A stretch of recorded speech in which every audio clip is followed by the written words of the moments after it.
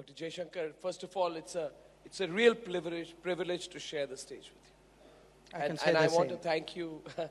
You are a man of very measured words, sometimes a man of few words. You've been the quintessential diplomat, and now you are in politics, and you are the Union Finance Minister, the Foreign Minister, and everyone who knows the day you took charge as External Affairs Minister, you very well know, Dr. Jaishankar, that there were so many cheers out for you, because to see a professional holding this position gave a lot of people in this country an immense amount of pride. And also because those who've known you were very happy that you were back in business where you do belong. So congratulations, first of all, on being sworn in as India's External Affairs Minister, and thank you for coming to our Republic Summit. Thank you very much, sir. Let's have a round of applause for the Foreign Minister. And let me say this, it's not very often that we have an occasion to have an on-stage appearance with the Foreign Minister on a host of subjects. My first question to you, Mr. Minister, is to your comment on the theme of our summit. It has been deliberately phrased as Bharat's global power play. Your initial thoughts, sir, on the theme itself. Well, first of all, let me say it's a great pleasure to be here, and a particular pleasure to be with you. You know, I was really very pleased, frankly, that was the title which you had assigned, because there's a phrase in our constitution very early on of India that is Bharat. Okay? India that is Bharat, yes. India that is Bharat. Yes. And India that is Bharat was actually an issue that was debated in the Constituent Assembly. You know, what are we? And it had to do with our traditions and history, and most of all with our identity and our self-perception. Now, in a way, I would say, yesterday we celebrated Constitution Day. Okay. Now, a thought which I think should really, in a sense, be a debate among all of us, is really after 70 years, has in a way India become more Bharat, you know, and more Bharat in the sense that as democracy has actually struck roots, gained greater acceptance, delivered greater results. Today, if you look, whether it's at our leaders, at the broadening, I mean, even if I look at a service of which I was a member for 40 years, the foreign service is not the foreign service I joined 40 years ago. I mean, you have people coming from a much broader sort of spectrum, canvas. So, and it's pretty much across the professions. I mean, you look at the private sector, I mean, I dare say you look at the media, that would hold true as well. So what has happened really in these 70 years is, you know, as we have moved forward, as everything that we have believed in, we have practiced to good measure, the outcome has actually changed who we are. And in a way, we are more Bharat, we are truer to our roots, we express ourselves in different ways. You know, it shows in the way in which we dress, in the way in which we talk, the languages we use.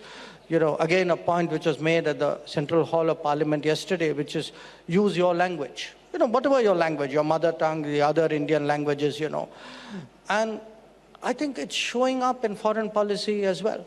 So, you know, our sense of who we are is beginning to get on the world stage.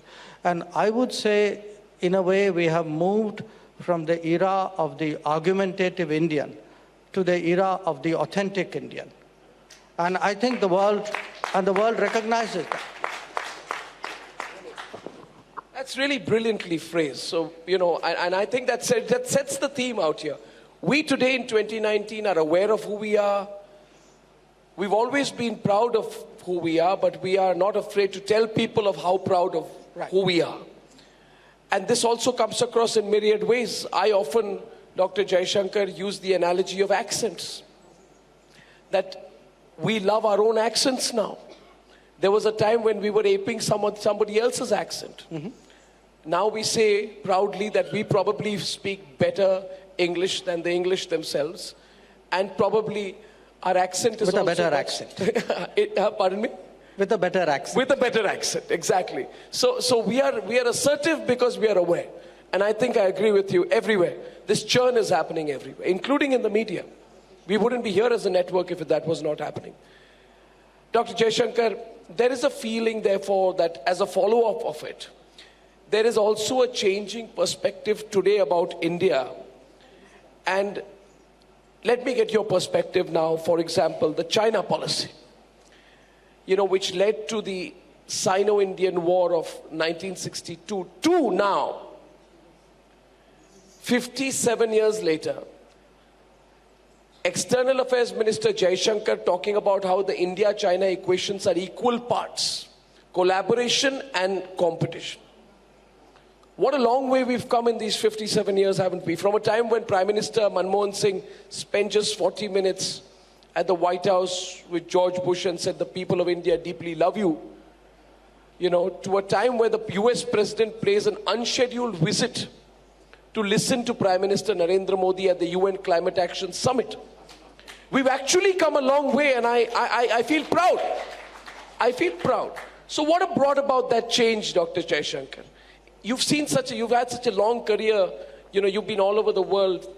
What has brought about that change? Is it a change in strategy? And if it is, can you please elaborate on it? Well, look, I think like all changes, there are changes in fundamentals. But changes in fundamentals are sometimes not enough by themselves. Now, when I say changes in fundamentals, obviously today we are a much bigger economy, and it was not something which happened overnight. It was a gradual process over 25 years. The fact that we are a nuclear weapon power makes a difference.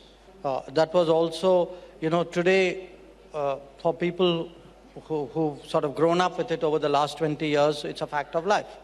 But for those the pre-98 generation, many of us never thought we would actually cross that particular Rubicon ever. So if you look, I would say there are a variety of issues. I mean, to me, and this is both a fundamental and an image, because I was going to tell you, one is fundamental, one is image, and one is finally the tactics and how you play with the cards you have. Because if you're not a confident player, I can give you the best hand and I could have a lousy hand and I would still beat you in Teen Patti any day. So a lot of it is the ability to play that game as well. So if you start with the fundamentals, I think the economic fundamentals have been have been developing over a fairly long period. I think you've had the national security fundamentals. You've taken decisions which aggregate have helped you. Sometimes these are decisions forced on you. Kargil, for example, was not was not a choice. It was a compulsion. But the nuclear test was a choice, crossing that particular, addressing that challenge.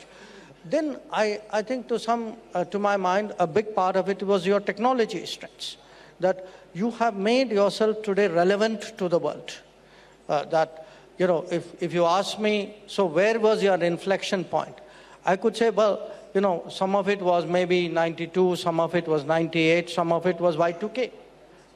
That you got into the mind of the world as the Indian is a tech person, So the global techie, I think was a very, very big part of it.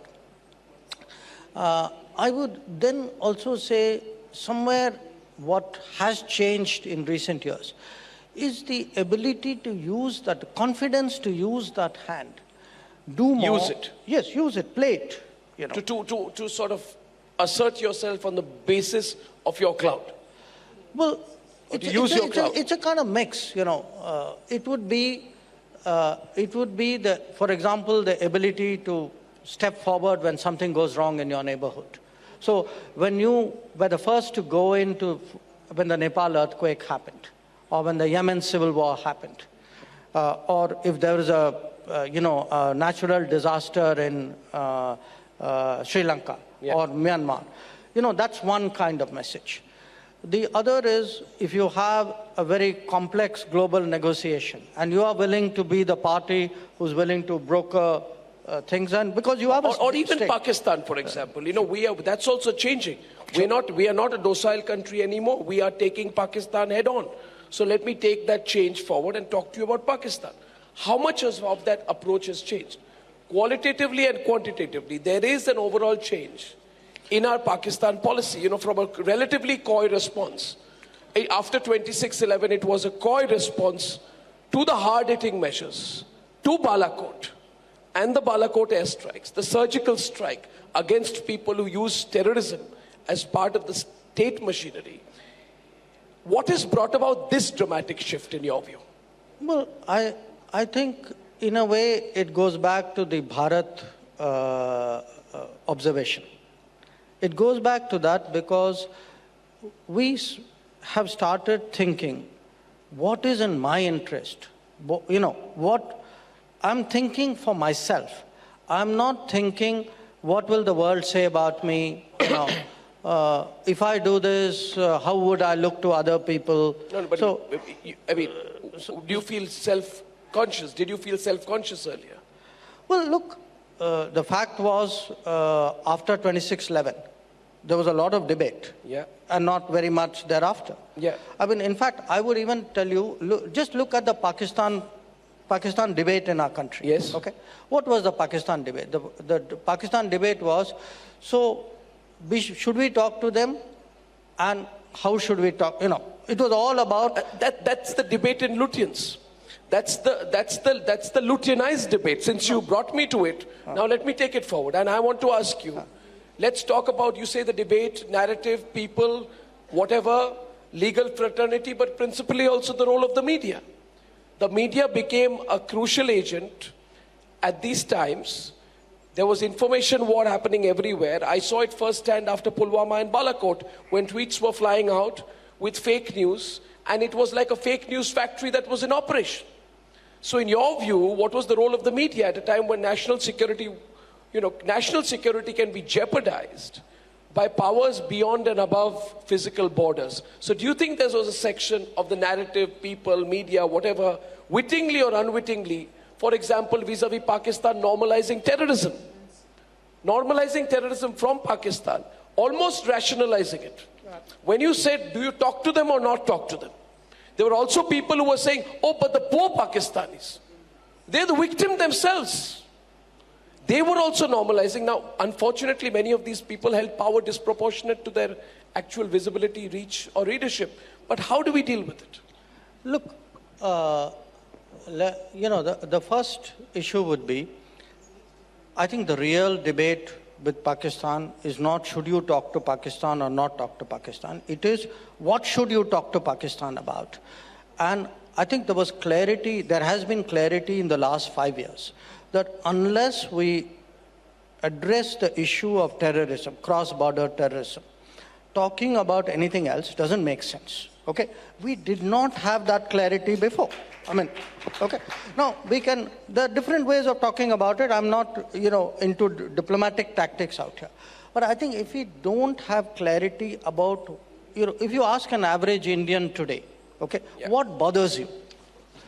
What will he tell you? He will tell you, look, it's a Pakistani terror. Nobody has anything against the average Pakistani. Okay? It is the Pakistani policy of terrorism which actually bothers the average Indian. Now, I think we had reached a very interesting stage where the average Indian, to me, the Indian street in some ways was smarter than Lutyens' Delhi. Okay? The Indian street got it. Okay? Which is why the Indian street actually produced the electoral outcomes of 2014 and 2019. So the Indian street got it, that my problem is, here is a country which is practicing terrorism, which is using terrorism to get me to the table on their terms. Now, your issue, what about the people who sort of normalize it? Look, we've heard a lot, I've seen arguments, and frankly, I've argued with people whose viewpoint is, that's how the Pakistanis are. Look, that's not a good enough answer.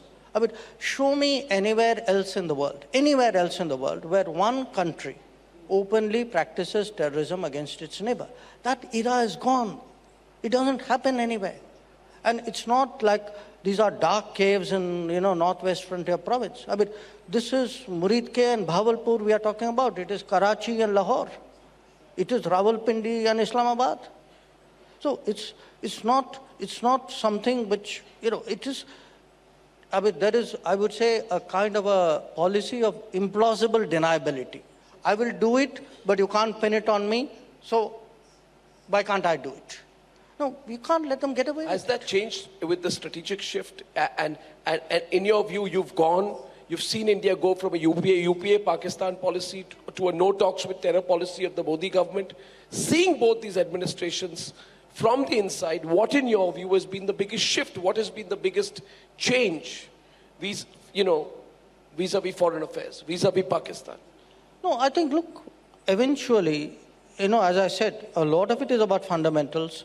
Some of it is about image. But finally, it's about this. It's about leadership. What do you mean? It's what's in your head. It's your thinking. Attitude. I think we have today a clarity about Pakistan, which frankly we didn't. I think we've always had a clarity, but we didn't have a clarity of how we need to respond to it. Or we confused ourselves. I think that whole narrative on whether we should talk to them or not talk to them was a narrative very convenient for the Pakistanis. After 26/11, you don't talk to us, it's your crime. Correct. That you killed 166 Indians is not a crime.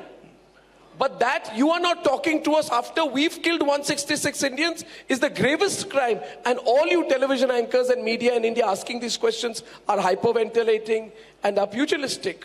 The fault was put on to us. Yeah, no, and I would add one more point, Arnab, which is, I think people who equate a victim and the perpetrator of terror are doing a great disservice. I mean, that is the mildest, most diplomatic way I can put it. Absolutely. Dr. Jaishankar, India took on Pakistan at the ICJ in the Kulbhushan Jadhav case. First of all, congratulations. On behalf of everyone on the way we've dealt with the case. We won at the ICJ when it not only unanimously ruled in India's favor by granting consular access, but also called out Pakistan for breaching the Vienna Convention. In my view, this was a big victory for us because victory based on law, fact, argument, strategy, belief and public opinion. And a great lawyer. And a great lawyer called Harish Salve. So, but it was a brilliant combination of all of this. As a reporter, can you tell us something of what happened behind the scenes in the Kulbhushan Jadhav case? What was the brief? For example, what was the brief given to you? Just if you can elaborate on this. Don't hesitate, No, I can see your brows furrow and you are thinking, no, it's not that. Look, please. I'll tell you why. This is still a matter which is still live in a way. I mean, the issue is still ongoing. So, my own sense is that the fact that we went to the ICJ because, we had actually entered caveats. Each country had entered a caveat about the other being taken to the ICJ. But we found a legal avenue by which we could take Pakistan to the ICJ. And I think a lot of the credit of what happened in the ICJ goes to the people who saw that avenue and kind of exploited that. At this time, I don't want to say more because, look, Kulbhushan Jadhav is still a very sensitive matter. And I would still, as I said, we are completely committed to bringing him back home. And till he comes back, it's not a matter I would like to make. But I will still lead another round of applause for how you've dealt with the Kulbhushan case. And another round of applause. You see, I went to Hindu College in Delhi University and some of my friends are there and many of our hostel mates went and joined the Foreign Service later. And we feel proud when we see them and young diplomats leading the charge right now. So another round of applause for that, for the manner in which, under your leadership, the young diplomats are being allowed to lead the charge in the courts of global public opinion. Now, what about China? What's really going on? you know, what is the problem with China? You know, Chinese President Xi Jinping, such hospitality. Then hosted Prime Minister Pakistan, Imran Khan, and discussed Kashmir. Then on 9th October, while meeting Prime Minister Modi at Malappuram, said that Kashmir is a bilateral issue. Right. I don't know which art of war they are wanting to practice now. But I've always seen that the Chinese want to fight battles without ever fighting them. The old strategy of the Chinese is never to win battles without using your army.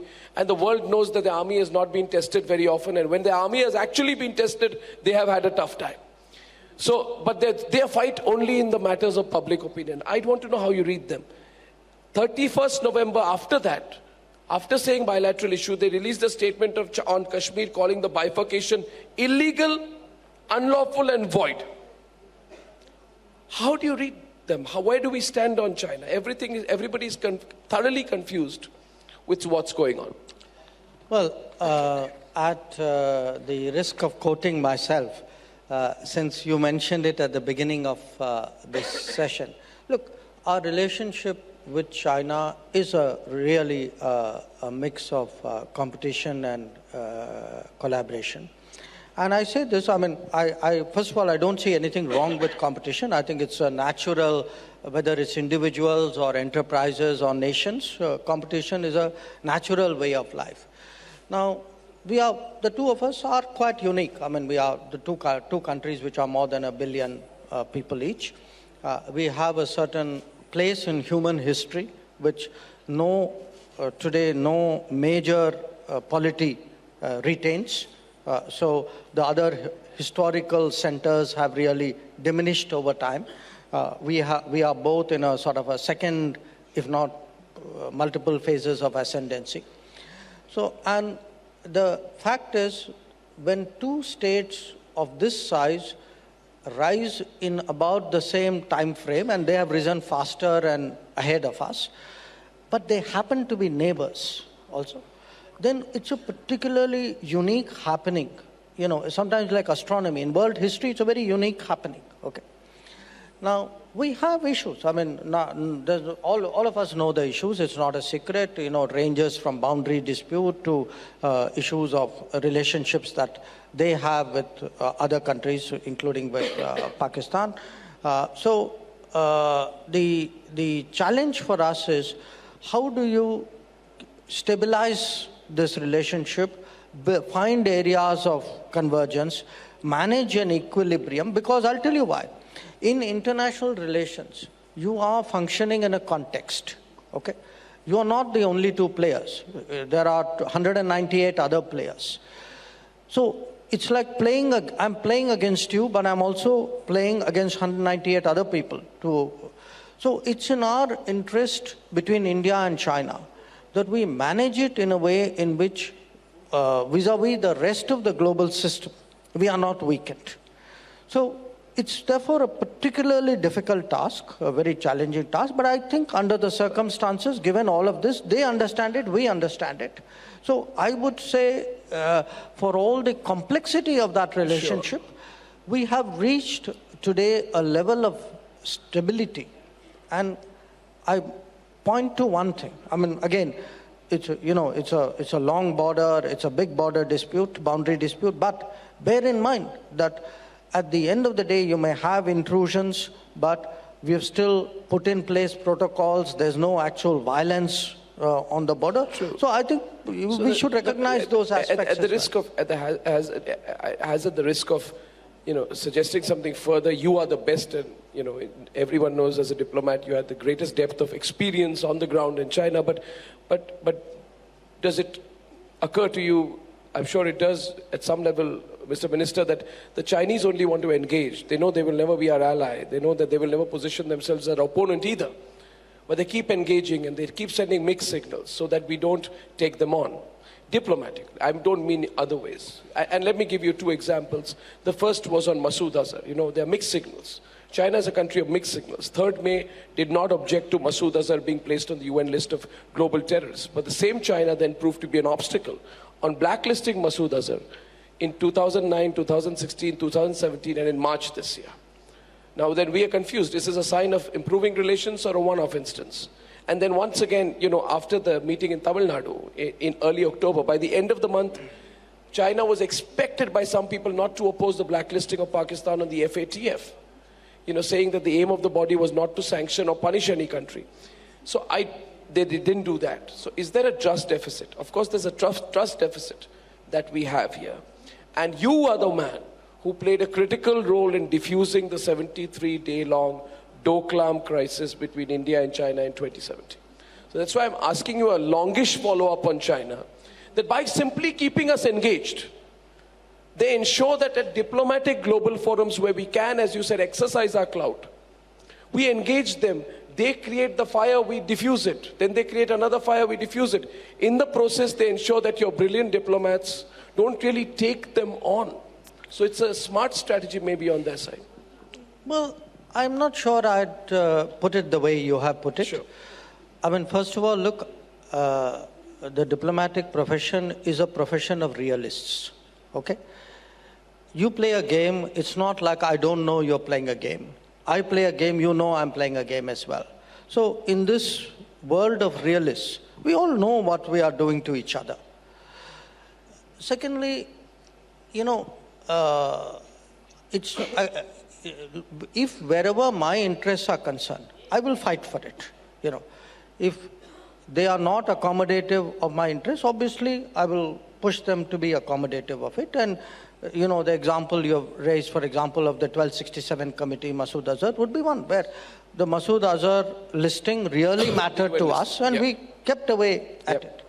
That's not the only issue. I would give you another one. For example, say the nuclear suppliers group membership. It is an issue on which they have not been supportive of us. Yeah, they have okay? been. So again, we know that they are not supportive. They know that we know they have not been supportive, but we keep pushing away at it. So the trick in my business is you manage it. You sort of don't allow anything to get out of hand, and yet you pursue your course in a very sort of relentless, focused manner. And if you look at a lot of our conversations with all countries, but especially with China, please see, I mean, we have certain objectives. It is not that we have allowed ourselves to be diverted from those objectives. We have kept at it. Consistently. So I think a country like China, you require perseverance, you require patience, you require confidence, the ability to hold your own. And I think we have those in plentiful supply. So I have every reason to believe that, look, I need to carry on. Yeah. But I should not be, don't be swayed by an event. Don't think, okay, we've had a great meeting today, so all my problems are going to be resolved. That's not the way it works. I know things are unpredictable, but who can be more unpredictable than Donald Trump? I mean, the nation wants to know. That's a rhetorical question. No. It was a very real question. So we in the media also live in the real world, so though often we appear not to, especially at 9 o'clock, but we live in the real world. So how do you deal with Trump? He just said that you went to him and said, please help me in Kashmir. And that day I thought of you. Oh, thank you. I thought of you. I said, who would want to be in the foreign minister of India's shoes today? Because he has said that, the prime minister came to me and said, I need your help. And I think I have the comment here. 27th August, President Trump rejects scope for mediation, saying Modi has it under his control. Month later, at the sidelines of the summit, he says, they would in a certain way like my help. Right? And first, President Trump takes to Twitter to complain about the high tariffs on India, and his entire diplomacy is on Twitter. On H-1B visas, higher tariffs, everything is on Twitter. What is the real equation with Donald Trump beyond, Howdy event in Houston? What is our real situation with the US and with Trump? No, look. Because his diplomacy is very muscular. You have somewhat unique president. I grant you that. He has his own ways. Yes. Now, again, see, I keep coming back to the first point. Finally, I know I should be clear what I want. You don't enter a game saying, what are other people's game plans? They matter. But I should have my game plan. I should have my objectives. I should have a clear sense, what is it I want, in this case, from the United States. Do you not care about what he says and how he portrays this in global perception? No. So look, my point is, okay, he has an unusual focus, say, on trade matters and tariff issues. My point is, look, I have trade interests. So if the Americans are keen to engage us on trade negotiations, fine, I'll engage them. Now, by the way, which is exactly what I'm doing right now. But I'm also clear about my interests, and I'll fight to protect my interests. Now, I think we have mutual interests when it comes to technology and talent. Okay? So my job is to convince the American system that, look, there is a common ground here. And in fact, one of the interesting observations which Mr. Trump made in Houston was actually about recognizing the importance of legitimate, residents in America. So it's not, if you read The Art of the Deal, often he will start with positions which are somewhat angular. That's how you start negotiations. Are you suggesting that all diplomats and foreign ministers across the world start reading Trump's books written in the 80s and the 90s when he made his money on American real estate? But actually, seriously, I'm not found it helpful. You're not being funny. You're actually seriously saying that is a style of negotiation. Sure. So it's I would say the mix of a real estate mogul and an investment banker approach in global politics. Does it work? Do we also think that way? Is that bad? I'm not in the business of saying it's good or bad. I got what I've got. No, okay. I know you're talking about our interests. Yes, and I appreciate that. But I want to know, is it really possible to do that? You see, we have a relatively strong relationship with the US. We also have a very positive relationship with the Russians. We are purchasing S-400 missiles from them. Russia is really welcoming Indian investments in the Far East. And Russia stood up for us in Kashmir. How do you balance the relationship, for example, between Putin on one side and Trump on the other? Not as personalities alone, but as two countries with very divergent global power plays. Where does Bharat's power play come in that? Well, I don't think I told you I had an easy job. Okay? So the point is, these are things you need to do. Do we need to be part of a bloc? No, look. Let me first get to the... Okay, we go back to the previous. Then I'll come back to it. Sure. So, let me tell you briefly about the United States. Look, there will be whatever Mr. Trump may say or not say, or signal or not signal. The fact is, our relationship with the United States has grown over the last 25 years phenomenally, and our relationship with the United States in the Trump administration has grown very impressively. Actually, trade is up. If you take any sort of index, today our security cooperation is higher. We have access to much more technology than we did before. So in many ways, I would sort of put to you that the Trump administration, while it is negotiating hard on an America First basis, the fact is that they are also very practical and pragmatic people when it comes to doing business, and they have a worldview, and in that worldview, we have actually been able to build a good relationship. Now, when it comes to Russia, Russia is a very different ball game. Russia is a very unusual relationship because while the world has changed in the last 30 years enormously, the India-Russia relationship has been one of the few constants in a changing world. I have my own theories. I think it's actually a genuinely geopolitical relationship. So it has not allowed the ups and downs of everyday economics and politics to influence it that much, but it's held extraordinarily steady. Now, today, when I look at foreign policy, and I'm looking India, that is Bharat, okay? I am looking at, here's the world, multiple players, a lot of contradictions and arguments among them. How do I get the best for my country, okay?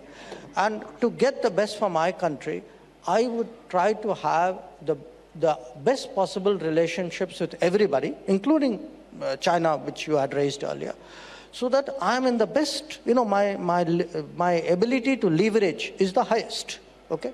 That's really what I'm doing. So I tell people sometimes that, look, this sabka saath, sabka vikas, sabka vishwas actually applies even more in foreign policy. I have to play with everybody.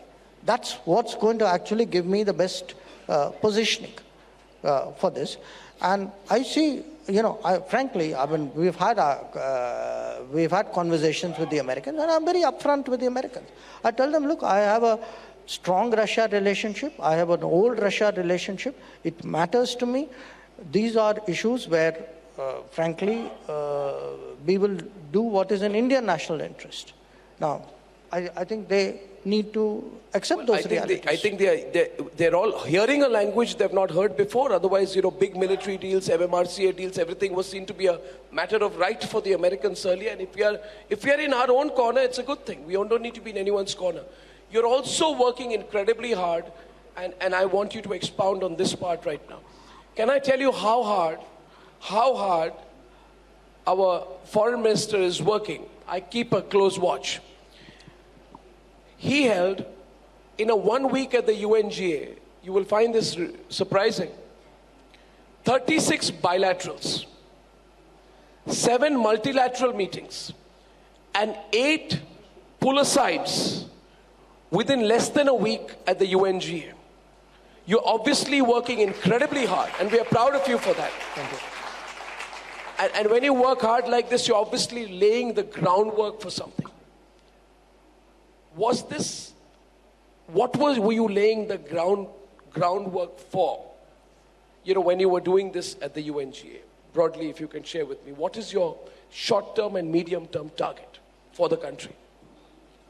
Arnab, we will very soon be the most populous country in the world, and a few years after that be the 3rd largest economy in the world. We will be the largest talent pool of the world. I would say, on the big international issues of the world will need us to weigh in some form. That's one part, that's sort of one side of the coin. The other side is we need to be doing more.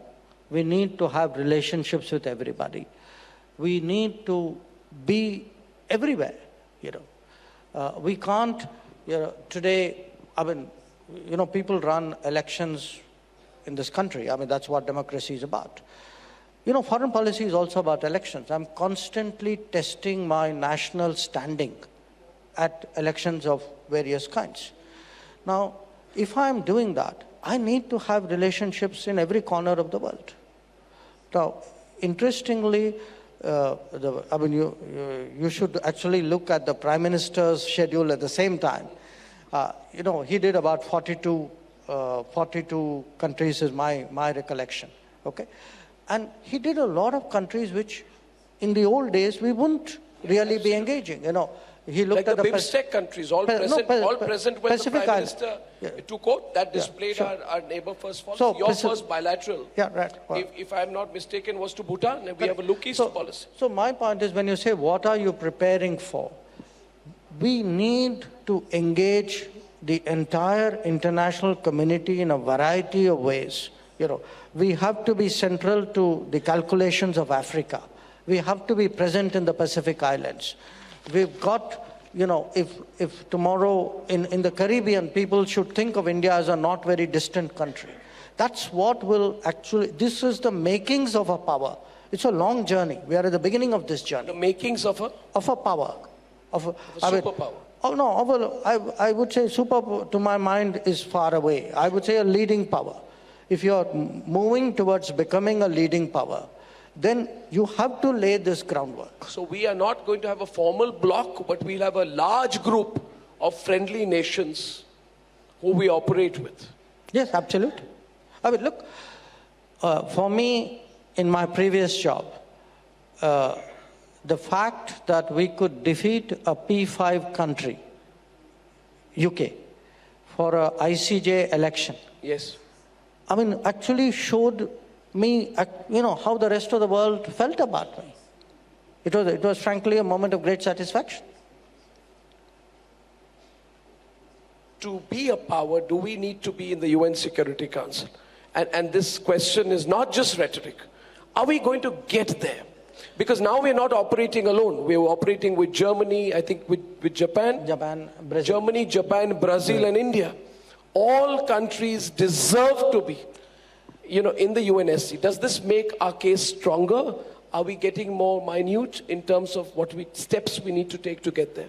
You see, we have steadily built our credentials. Today, there's hardly anybody. I've never met a country which says, no, I don't think you should be in the UN Security Council, and I don't discuss this subject with Pakistan.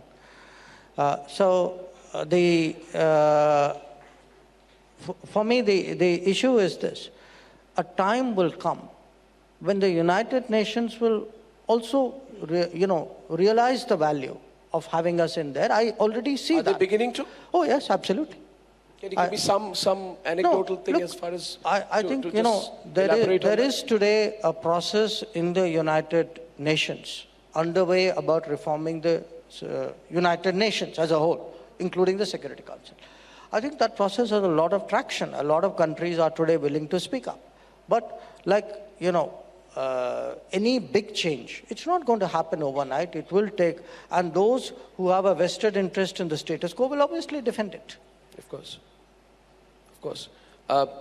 Last question. India 2030. That's when those who we call millennials now will be in their 50s and, So, India 2030, when the post-millennials will be in their 30s, how do you visualize us as a country then? I often think, Dr. Jaishankar, you have much more experience than me. What will our country be like? When we see, and when I travel abroad now, I see the gap perceptibly less. Society has an impact on politics. Politics has an impact on diplomacy. Everything is linked, I believe. As a student of society and a diplomat, all you're working toward today is all a building block. This de-hyphenation of a relationship with Pakistan, what you just said, we've moved far ahead. We're using our clout, economically or otherwise. We are in our corner. Can you please tell us, and this whole August gathering and everyone watching, what do you see your country as, our country as, in 2030, in diplomatic and political terms? Well, look, I joined the government 42 years ago. I could not have imagined that we would be where we are at that time. And if I look at the period before I joined the government, I have memories of 1965. I have memories of, all the uncertainties of that decade. I was old enough to remember 1960s well. When I look at 2030, I see more change between now and 2030 than I saw in the last 40 years. Okay? But what I would hope to see is, if you ask me on what basis would I build my foreign policy, my aspiration, my ambition, my dreams, I would build it, to me, it's all about people. If the quality of talent and skills and resources of this country, if I can bring this into play, I think I would frankly change not just this country, I'll change the world. So I tell people, look, even in foreign policy, for me, the really interesting bit in the last 5 years and the coming 5 years is how do I use foreign policy to accelerate changes in India? For me, foreign partnerships, for example, which contribute to that change. Because it's no longer about just numbers, numbers are helpful, I agree with you. But this great churning I see in our society, the fact that I see a narrowing of gaps, aspirational gaps, that you go into really remote areas, which today I can do as a politician, which I didn't do earlier. And I see how much aspirationally the country has got leveled. That is for me the beginning of a churning. And I think it will produce a very different India. I think the full impact of Indian talent is really what will define Indian foreign policy in 2030. And as I thank you, I'd like to say this, that in you, your sincerity, your authenticity, your hard work, and your humility comes shining through. And I think one of the reasons we will be where you aspire us to be is because of the building blocks of the hard work that you are doing. So more power to you, Dr. Jaishankar. We are very proud of you. Thank you. I can only say that. Thank you so much. Thank you. Thank you so much.